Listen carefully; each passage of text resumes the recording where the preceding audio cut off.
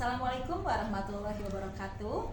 Perkenalkan, saya Rosi Gisnantini, calon guru penggerak angkatan 11 dari SD Negeri Lewa Gajah 3, Kota Cimahi, akan melaksanakan tugas demonstrasi kontekstual modul 3.1 dengan judul pengambilan keputusan berbasis nilai-nilai kebajikan sebagai pimpinan. Hari ini saya ditemani bersama Ibu Tin Rostini yang menjabat sebagai kepala sekolah di SD Negeri Lewi Gajah 5. Selamat siang Ibu. Selamat siang Bu Rosi.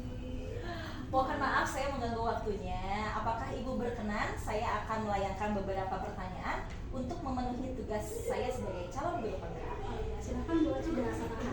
Iya, terima kasih sebelumnya ya Bu. Sama-sama Bu Rosi. Kalau boleh saya tahu Bu, sudah berapa lama Ibu menjabat menjadi pimpinan di sekolah ini? Saya menjabat sebagai kepala sekolah di sekolah ini dari bulan Maret ya, berarti baru sekitar 8 bulan ya. Oh iya. Maaf Bu, untuk di sini itu Ibu berapa ya menjadi kepala sekolah itu? Saya alhamdulillah baru yang pertama ya Bu. Oh iya, tentu Ya, pengalamannya awal sangat ya. menyenangkan ya Bu ya. Alhamdulillah. Baik Ibu, hari ini saya akan melakukan beberapa pertanyaan kepada Ibu terkait dengan bagaimana cara Ibu melakukan proses pengambilan keputusan selama Ibu menjawab. Izinkan saya melayangkan pertanyaan satu demi satu ya Bu. Silakan Bu Rosi. Selama Ibu menjabat di SDN Lewi Gajah 5, bagaimana Ibu dapat mengidentifikasi kasus-kasus yang merupakan dilema etika atau bujukan moral? Baik Bu Rosi. Jadi kasus-kasus yang berupa dilema etika atau Bujukan moral ya, baik. Mungkin untuk pengalaman saya ya sebagai kepala sekolah yang baru beberapa bulan ini, untuk mengidentifikasinya pertama mungkin saya harus melihat dulu ya permasalahannya ini apa yang termasuk dilematika atau bujukan moral. Misalnya seperti misal dalam permasalahan itu ada yang benar pastinya ya, atau ada yang salah misalnya. Nanti kita lihat di permasalahan itu apakah itu kedua-duanya benar, apakah benar dengan benar, ataukah misalnya kedua-duanya salah, salah dengan salah, atau bisa jadi benar dengan salah kan. Jadi ketika misalnya permasalahan itu atau apa ya misalnya benar dengan benar, mungkin itu termasuknya dilema etika ya. Tapi ketika ada pihak yang salah atau pihak yang benar, itu mungkin termasuknya bukan moral ya, seperti itu mungkin Bu Aji. Seperti itu ya.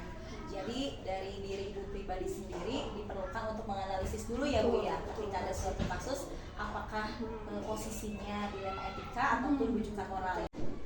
Baik, berarti dalam kasus-kasus yang terjadi di sekolah ini diperlukan oleh pribadi Ibu sendiri juga untuk menganalisis terlebih dahulu ya Bu ya. Ya.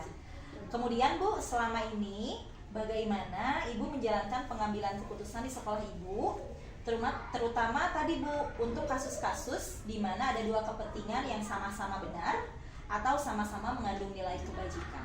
Baik, mungkin untuk pengambilan keputusan untuk hal yang seperti tadi Bu Aji utarakan ya, misalnya seperti itu, yang pertama mungkin khususnya bagi saya itu saya harus tahu dulu latar belakang permasalahannya seperti apa dulu. Ini karena pasti baik kedua belah pihak, baik yang benar-benar tadi itu pasti kan mereka punya latar belakang mengapa sampai terjadi permasalahan itu tadi ya. Kemudian nanti juga saya pastinya mengutamakan musyawarah ya, musyawarah antar guru khususnya. Jadi siapapun yang terlibat pada tadi ya kasus misalnya ada dilema etika itu, jadi saya mengutamakan dan nantinya musyawarah antara guru khususnya seperti itu ya. Mungkin tidak hanya guru, tetapi juga jika harus melibatkan pihak komite atau misalnya pihak orang tua atau siswa ya, masih saya libatkan. Jadi utamanya ya pastinya dalam pengambilan keputusan itu saya mengutamakan musyawarah dulu seperti itu. Jadi ada musyawarah dulu sebelum nanti pengambilan keputusannya ya Bu ya. Kemudian Bu, dari apa yang Ibu sampaikan tadi, langkah-langkah atau prosedur seperti apa nih yang biasanya Ibu lakukan selama ini? Tadi sudah sedikit saya utarakan ya, bahwa kalau langkah-langkahnya mungkin pertama saya tadi saya analisis dulu ini penyebabnya apa. Kemudian saya harus tahu dulu latar belakangnya tadi ya, latar belakang kenapa sampai terjadi permasalahan itu. Kemudian nanti kemudian langkah selanjutnya saya melaksanakan musyawarah tadinya, musyawarah untuk mencari keputusan terbaik.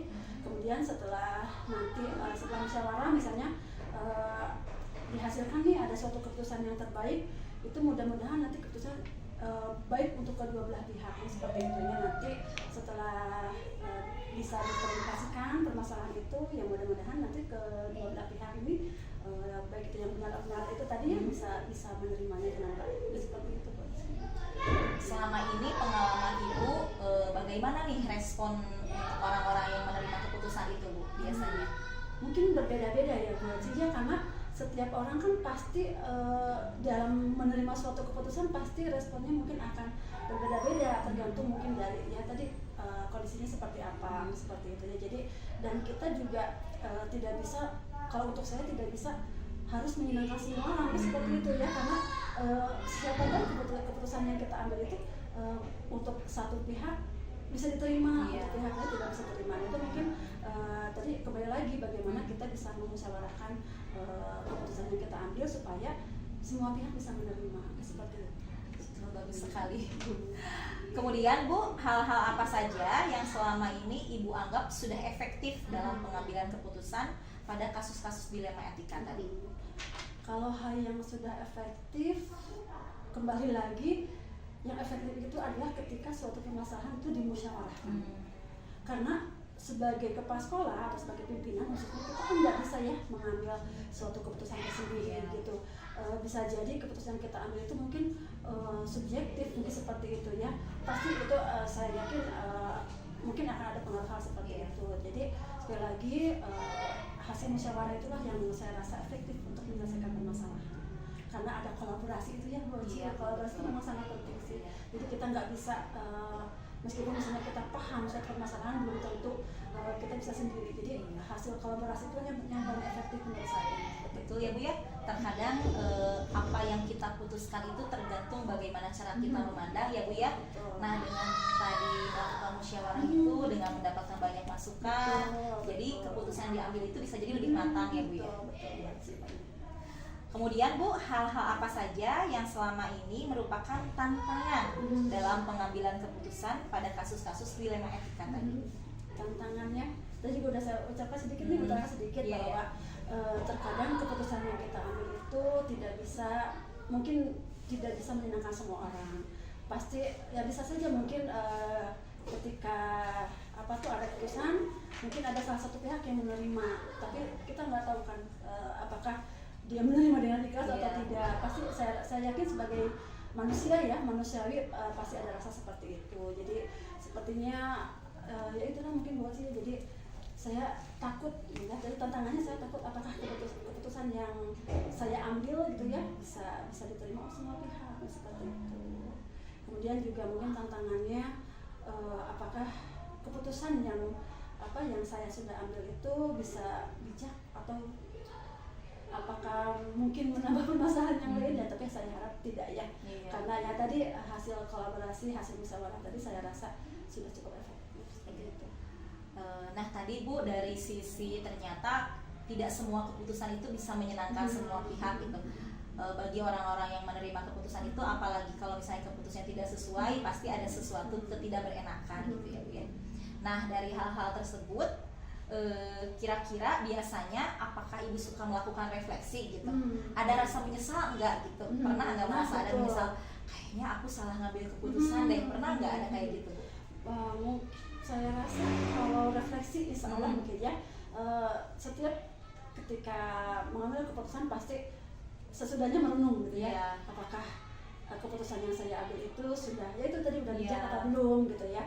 Sekali lagi mungkin seperti itu. Kalau menyesal mungkin rasanya bukan menyesal ya, tetapi lebih ke ya itu tadi, apakah jadi kepikiran gitu, bukan menyesal ya, kepikiran. Karena insya Allah mungkin kembali lagi bahwa keputusan yang selama ini saya ambil diskusikan terlebih dahulu gitu. Tapi ya mungkin ya sekali lagi bukan menyesal mungkin juga tapi kepikiran. Tapi ketika sudah melihat adanya pelaksanaan tadi ya, pelaksanaan dari keputusan itu, kalau kita perhatikan ya, kita amati bahwa ketika sudah diambil keputusan kemudian berjalan dan terlihat nih hasilnya sudah misalnya ada perbaikan atau hasilnya berjalan lebih baik, permasalahannya mungkin bisa hilang, itu berarti yang tadinya kepikirannya ada was-was, ada khawatir, mungkin jadi lebih pulang, alhamdulillah berarti keputusan yang diambil berarti sudah insya Allah yang terbaik, seperti itu. Alhamdulillah kalau seperti itu.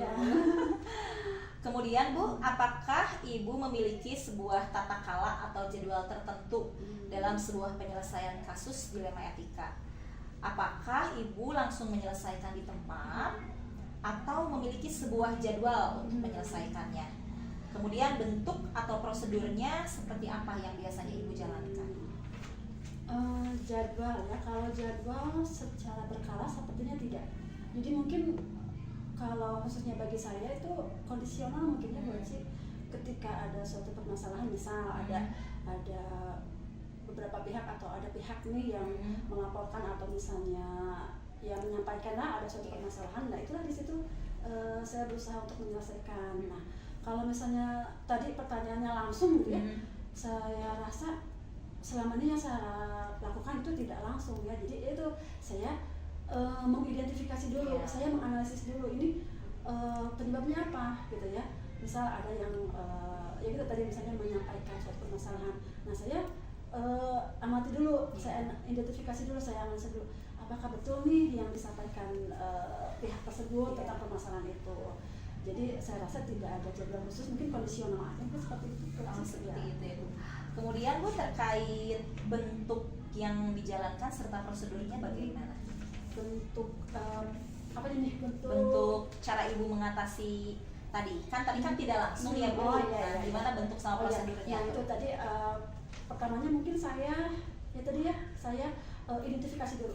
Saya analisis dulu, mungkin perlu 1, 2 atau 3 hari lah mungkin ya, sampai saya, kecuali ini mungkin urgensi ya. Iya, sesuai urgensi. Iya, gimana urgensinya? Apakah permasalahan itu harus sekian saat itu atau misalnya masih bisa saya amati dulu penyebabnya, seperti itu. Jadi tergantung ya prosedurnya tadi ya, tergantung urgensi dari permasalahannya, seperti itu. Kalau perlu segera ya segera, kalau misalnya saya bisa amati dulu, saya bisa analisis dulu, saya analisis dulu.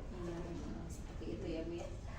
Kemudian Bu, adakah seorang atau faktor-faktor yang selama ini mempermudah atau membantu Ibu dalam pengambilan keputusan dalam kasus-kasus dilema etika? Kalau faktor atau seseorang mungkin ya, kalau di sekolah berarti ya? Iya, di sekolah. Kalau di sekolah berarti saya rasa ada ya, ada beberapa pihak yang khususnya karena di sekolah kami juga kan usianya memang berbeda-beda ya. Ada yang senior, ada yang junior ibaratnya gitu ya. Nah alhamdulillah mungkin di sini ada pihak yang bisa saya sebut senior saya gitu ya, yang bisa saya mintai pendapat dia, dan insya Allah saya percaya bahwa pengalaman beliau bisa menjawab lah pertanyaan-pertanyaan permasalahan saya. Jadi ada beberapa pihak yang bisa membantu saya seperti itu. Tentunya sosok kehadiran pihak-pihak itu sangat menunjang Ibu ya Bu ya, dalam pengambilan keputusan, apalagi di kasus-kasus dilema etika ya Bu ya. Kemudian Bu, dari semua hal yang telah disampaikan tadi, pembelajaran apa yang dapat Ibu petik dari pengalaman Ibu mengambil keputusan selama berdinas di sini? Yang pasti kembali lagi bahwa pembelajaran yang paling baik saya bisa dapatkan itu adalah bahwa segala permasalahan itu bisa diselesaikan dengan musyawarah, dengan kolaborasi. Itu intinya Bu Aci. Jadi pelajaran terbaiknya adalah apapun permasalahannya, ketika kita bekerja sama menyelesaikannya, insya Allah tidak akan ada yang susah seperti itu. Seperti itu. Berarti kuncinya adalah budaya musyawarah ya Bu ya. Kolaborasi. Kemudian bagaimana kita bisa merangkul rekan-rekan yang bisa mendukung ya Bu ya, itu sangat mendukung terhadap pengambilan keputusan yang akan Ibu rumuskan. Boleh Bu, saya minta satu contoh saja. Satu contoh yang paling terhangat nih, contoh kasus dilema etika di sekolah ini yang pernah Ibu alami apa nih? Apa ya? Sepertinya mungkin gini, rasanya mungkin ini umum juga yang terjadi di sekolah lain, saya rasa ada. Misal gini, ada guru yang sebelum bel pulang atau sebelum jadwal pulangnya, sebelum simak sudah minta izin. Nah itu kadang-kadang saya tuh gimana ya, tidak mengizinkan, tidak enak, karena saya juga paham bahwa pihak ini memang memerlukan waktu untuk di luar untuk keluarganya gitu ya. Tapi dilema saya adalah kan guru-guru lain juga mungkin sama punya kepentingannya masih seperti standby itu, gitu ya. Nah mungkin ya untuk penyelesaiannya yang mungkin saya minta pengertiannya dari rekan-rekan yang lain. Yang penting saya pikir gini, yang penting kewajiban dilaksanakan dengan sesuai seperti itu. Jadi ketika jangan sampai meskipun misalnya kita izin dulu atau apa, tapi kita mengabaikan kewajiban kita. Yang penting kewajiban dilaksanakan dengan baik, dan alhamdulillah mungkin tidak setiap saat juga bukan seperti itu ya. Jadi alhamdulillah guru-guru bisa paham dan saya pun bisa memahami seperti itu. Alhamdulillah ya Bu ya, dari sekian kasus mudah-mudahan dengan kemampuan Ibu dalam mengambil keputusan, lebih banyaknya adalah keputusan-keputusan yang bijaksana ya. Bismillahirrahmanirrahim. Assalamualaikum warahmatullahi wabarakatuh. Perkenalkan, saya Rosi Bisnantini, calon guru penggerak angkatan 11 dari SD Leuwi Gajah 3 Kota Cimahi, akan melakukan praktik demonstrasi kontekstual modul 3.1, yaitu pengambilan keputusan berbasis nilai-nilai kebajikan sebagai pimpinan. Hari ini saya ditemani oleh Bapak Teddy Resnadi sebagai Kepala Sekolah dari SDN Leuwi Gajah 3 Kota Cimahi. Selamat siang Bapak. Siang. Maaf mengganggu waktunya ya Pak. Boleh. Saya dalam rangka memenuhi tugas demonstrasi kontekstual, ada beberapa pertanyaan yang ingin saya tanyakan tentang bagaimana cara Bapak mengambil keputusan. Kurang lebih pertanyaannya ada 8 Pak, mohon dijawab dengan santai saja ya Pak ya.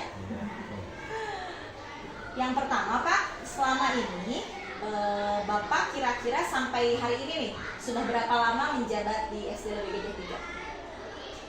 Ini kan dari Maret. Dari Maret. Ya sampai bulan Oktober ini sekitar 7 bulan. 7 bulan. Berarti ini pertama kali Bapak menjabat sebagai pimpinan sekolah ini ya Pak? Ya. Bagaimana kesan-pesannya Pak? Kesan dan pesannya pertama itu ya kaget lah di Kaget sini ya. Baru pertama kali di sini. Kemudian baru kenal dengan guru-guru juga, mungkin ada nervous dan untuk adaptif lah, adaptasi dengan guru-guru yang ada di sini. Iya, tapi nggak apa-apa ya Pak ya. Ya. Selama Bapak menjadi kepala sekolah di sini, mudah-mudahan banyak kenyamanan tercipta. Ya. Yang pertama Pak, selama ini bagaimana Bapak dapat mengidentifikasi kasus-kasus yang merupakan dilema etika atau bujukan moral? Pertama itu kalau saya mengambil keputusan itu dilihat dulu ya, apakah ini termasuk dilema etika atau dilema etika itu kan dimana adanya pertentangan antara benar dengan benar kan ya. Kalau untuk budaya moral itu benar dan salah gitu, seperti itu. Jadi pertama itu kemudian sebagai contoh misalkan ada seorang anak di sekolah ya, di kelas, anak tersebut ketahuan mencontek pada saat ujian. Nah pada saat ujian itu ternyata guru di situ akan memberikan sanksi yang tegas, kemudian juga akan melaporkan kepada orang tuanya. Tapi pada saat itu juga si anak tersebut atau siswa tersebut memohon kepada gurunya untuk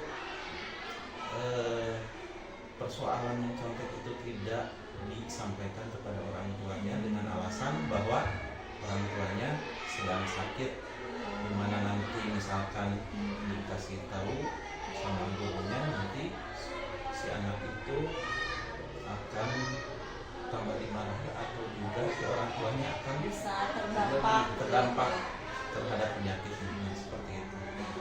Jadi dalam kasus dilema etika itu tadi, pertama Bapak melakukan identifikasi dulu Ya, ya, identifikasi kasus ya Pak ya. Kasus ya. Kan kalau ya seperti dilema etika dengan budaya moral itu kan ada perbedaan. Iya, seperti betul. itu. Baik Pak. Kemudian selama ini bagaimana Bapak menjalankan pengambilan keputusan di sekolah ini, terutama untuk kasus-kasus yang tadi itu Pak, di mana ada dua kepentingan yang sama-sama benar atau sama-sama mengandung nilai kebajikan. Oh, pertama itu saya biasanya suka mengumpulkan data dulu. Mengumpulkan data Dan bukti-buktinya. Kasus-kasusnya apa ini dilema etika, kalau misalkan dilema etika, kemudian saya juga menentukan siapa yang terlibat di situ. pelakunya siapa, korbannya siapa gitu. Nah yang terlibat di situ kemudian menganalisis gitu. Menganalisis ini masuknya kemana? Masuknya ke dilema etika atau ke budaya moral. Setelah itu, setelah mendapatkan menentukan dan mendapatkan hasil, kemudian memberikan solusi gitu. Memberikan solusinya harus seperti apa gitu ya. Kalau misalkan seperti apa, kalau udah solusinya sudah ketemu, baru kita refleksikan lagi seperti itu. Jadi cukup panjang langkah-langkahnya ya Pak ya? Cukup panjang sekali. Iya. Dalam mengambil keputusan itu tidak serta-merta A atau B gitu ya Pak ya. Banyak sekali yang harus kita kumpulkan, yang harus kita pertimbangkan ya Pak ya. Iya betul sekali Pak. Kemudian langkah-langkah atau prosedur seperti apa yang biasanya Bapak lakukan selama ini? Kalau prosedurnya itu biasanya suka mengacu kepada 4 paradigma. 4 paradigma. Ya, paradigmanya itu misalkan apakah ini pertentangannya antara individu dengan kelompok atau pertentangan antara kebenaran dengan kesetiaan atau pertentangan tentang keadilan atau belas kasihan kita gitu, kepada anak atau kepada guru itu. Juga kita juga harus memikirkan apakah ini jangka waktu untuk memberi keputusannya itu jangka pendek atau jangka panjang.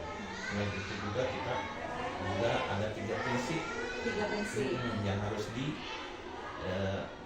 kita jadikan patokannya seperti itu.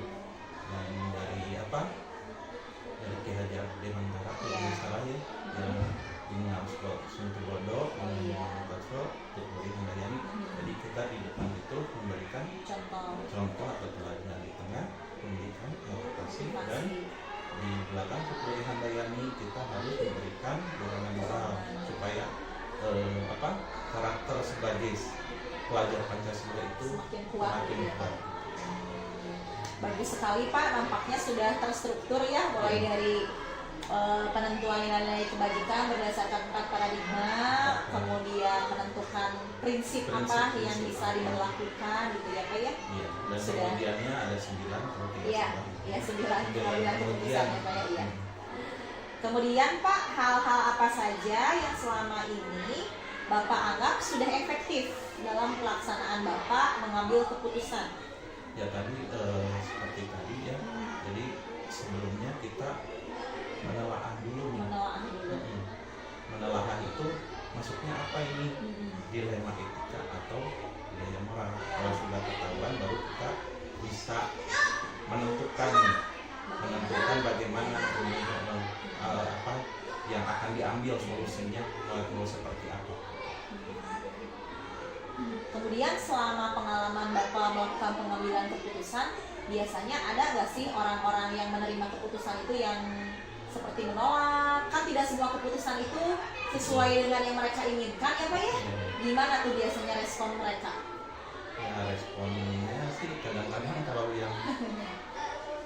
kalau untuk keputusan itu kan kadang ada yang suka, ada yang tidak suka ya. Jadi kita harus punya fokus aja terhadap apa yang menjadi tujuan kita gitu, seperti itu. Jadi intinya mah tidak mempedulikan bagaimana respon gitu ya Pak? Responnya mempedulikannya tidak terlalu dianggap terlalu serius ya. Baik Pak. Kemudian hal-hal apa saja yang selama ini Bapak anggap sebagai tantangan dalam pengambilan keputusan pada kasus-kasus dilema etika? Tantangannya apa aja? Tantangannya itu kan dilema etika itu antara benar dengan benar ya. Dilemanya itu kadang-kadang lebih beratnya itu mengambil keputusannya itu yang paling benar itu yang mana gitu. Padahal dua-duanya benar gitu ya. Padahal kedua-duanya itu benar gitu.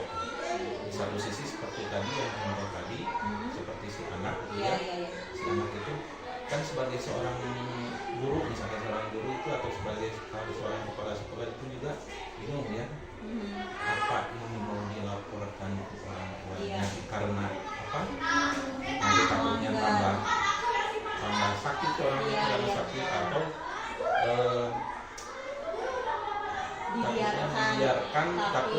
menjadi kebiasaan gitu. Nah, seperti itu. Kemudian Apalagi juga yang kadang-kadang tantangannya kan di lembaga itu kalau mencontek misalkan atau berkelahi harus sanksinya seperti ini, seperti ini. Kadang-kadang kita sebagai kepala sekolah itu juga memikirkan solusi yang terbaiknya harus seperti apa biar untuk siswanya enak gitu, untuk gurunya juga sama gitu, tidak.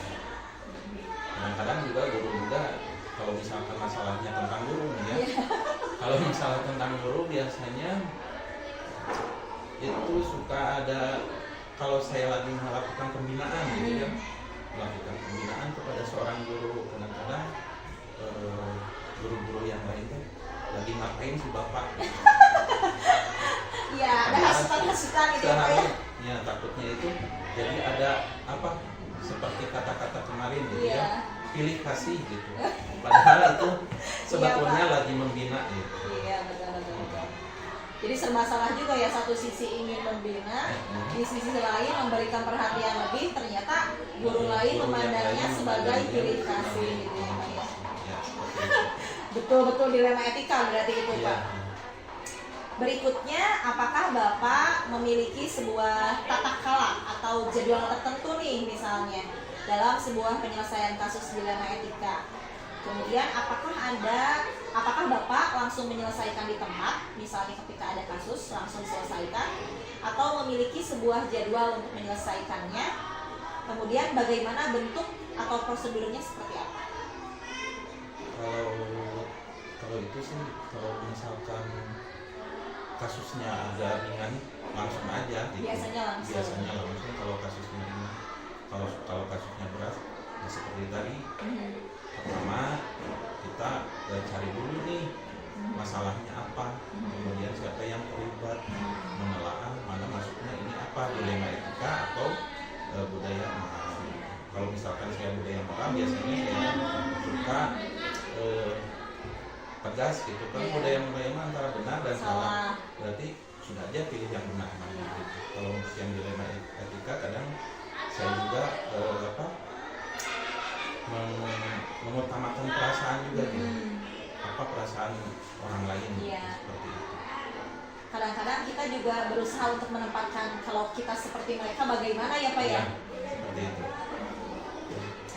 Kemudian, jadi tadi nggak ada jadwal khusus, tergantung urgensi dari masalahnya ya Pak ya? Kalau berat ya tadi seperti itu, step by step.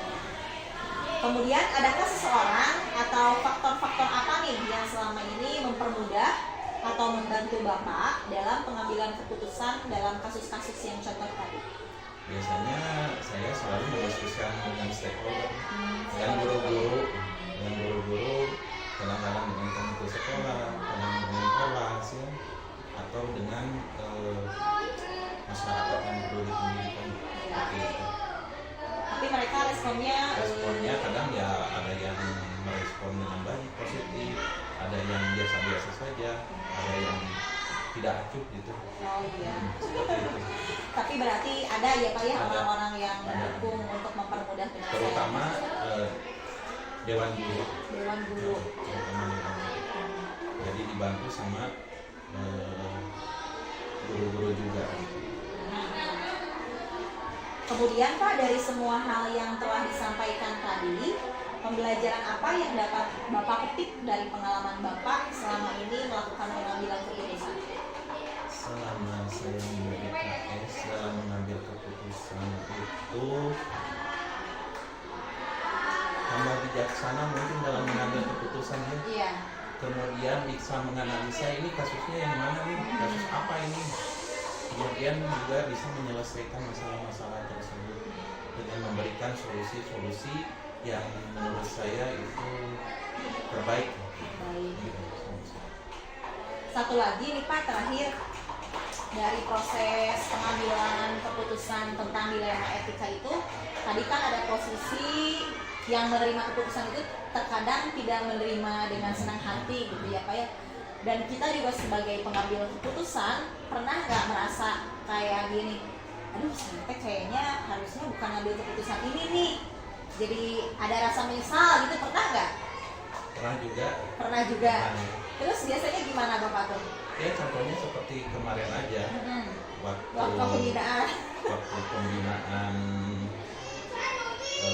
guru di Iya. sini, guru-guru yang lain Iya. merasa dikasih si Iya. bapak gitu ya.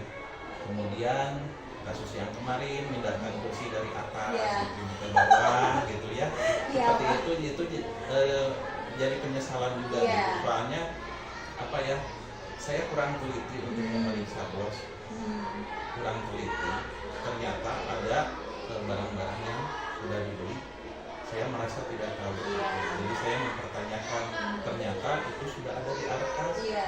Nah seperti itu, itu jadi suatu penyesalan Oh ya. iya. Karena sudah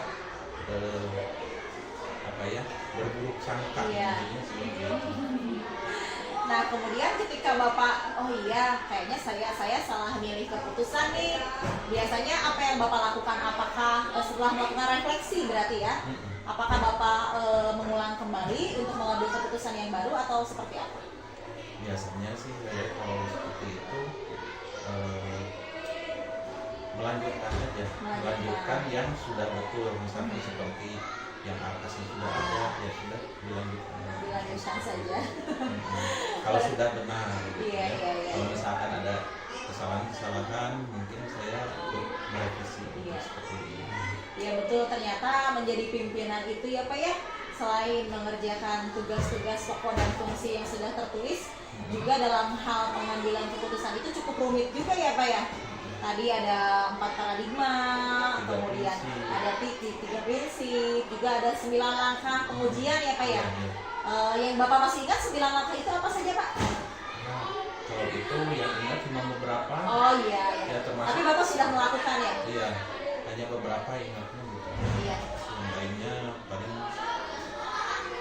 karena ini kan baru-baru, Iya. jadi saya belum begitu paham gitu Oke, ya. tidak apa-apa. Dari sekian pertanyaan yang saya ajukan kepada Bapak, banyak pelajaran yang tentunya bisa saya ambil, Pak. Menjadi kepala sekolah itu ternyata tidak semudah seperti mendapatkan gelarnya gitu ya, Pak. Banyak kebijaksanaan yang harus diikuti di belakangnya gitu. Terkait mengambil keputusan saja kan, Iya. tidak semudah itu ternyata. Terutama masalah internal. Betul. Masalah internal. Tapi selama ini bisa diatasi dengan baik ya, Pak ya. Insya Allah. Insya Allah. Mudah-mudahan kedepannya hubungan Bapak di sekolah ini menjadi makin nyaman gitulah ya Pak ya. Apapun dikomunikasikan dan kemampuan Bapak dalam mengambil keputusan mudah-mudahan selalu bisa bijaksana lagi ya Pak ya. Amin ya. Terima kasih atas waktunya Bapak, dukungannya untuk saya menyelesaikan tugas calon guru penggerak ini. Hal-hal baik tentu akan saya tiru ke depannya. Bapak mudah-mudahan sehat selalu. Amin. Terima kasih Terima atas kasih. waktunya. Ya. Iya. Selamat siang Pak. Siang. Baik, berikut saya sudah melakukan wawancara dengan Bapak Kepala Sekolah Bapak Teddy Resnadi sebagai pimpinan Kepala Sekolah SDN Lewi Gajah 3, Kota Cimahi. Terima kasih, sampai jumpa.